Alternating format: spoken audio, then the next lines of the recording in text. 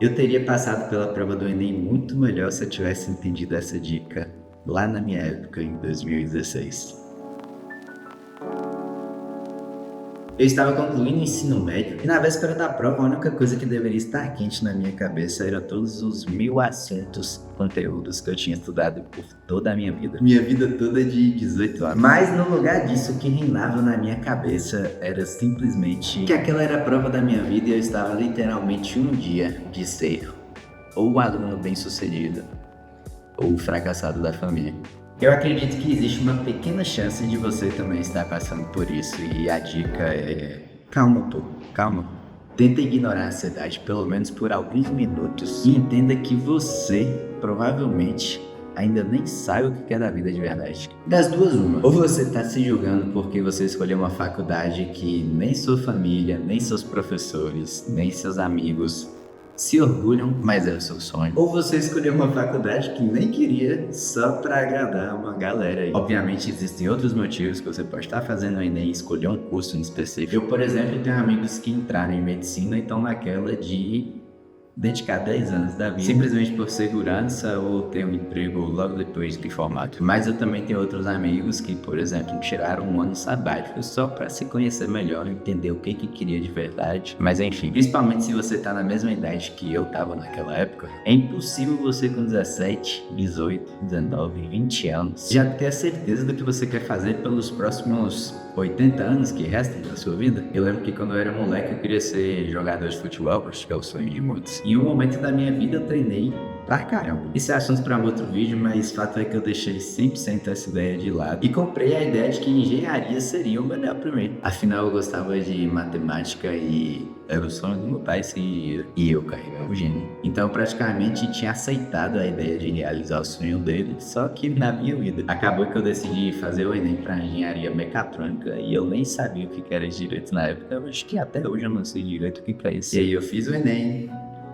Peguei o resultado e na hora que eu fui ver o resultado, eu tinha passado em mecatrônica lá em Juiz de Fora. Mas por morar aqui em Conquista, na Bahia, caiu a ficha de que, eu tinha preenchido mecatrônica por título. Mas, como eu disse antes, eu nem sabia o que era isso direito. Só sabia que era um nome massa porque realmente engenharia mecatrônica tem um nome legal. E aí, quando eu fui contar para meu pai, a gente conversou e eu cheguei à conclusão de que seria muito arriscado eu ir lá para Juiz de Fora.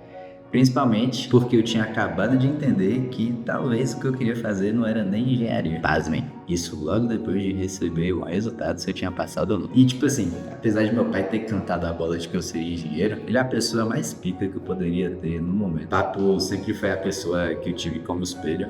E já teve empresa, tem empreendimentos até hoje, mas ele dedica a vida dele como pastor. O lado bom disso é que eu acabo que tenho um aconselhamento paterno e pastoral infinito a qualquer momento. Isso é bom. Infelizmente, eu só fui me abrir com ele depois que tinha feito a prova sob pressão, principalmente da escola naquela época. Mas como eu sempre guardei muita coisa pra mim, tudo bem. Eu sou um cara difícil de expor o que eu tô sentindo muitas das vezes, porque eu entendo que meu próprio silêncio às vezes é a melhor resposta. Mas com certeza, se eu tivesse clareza naquela época de que com 18 anos eu não estaria escolhendo de forma alguma a profissão que eu ia levar pro resto da vida, eu teria passado por aquela mísera prova muito melhor. Para você ter ideia, cá estou eu com 25 anos, empresário, tendo passado por 2 faculdades, desistindo das 2, mas com uma agência, uma assessoria de marketing que é reconhecida na cidade toda, casado e ainda sem total clareza do que eu quero para o meu futuro profissional.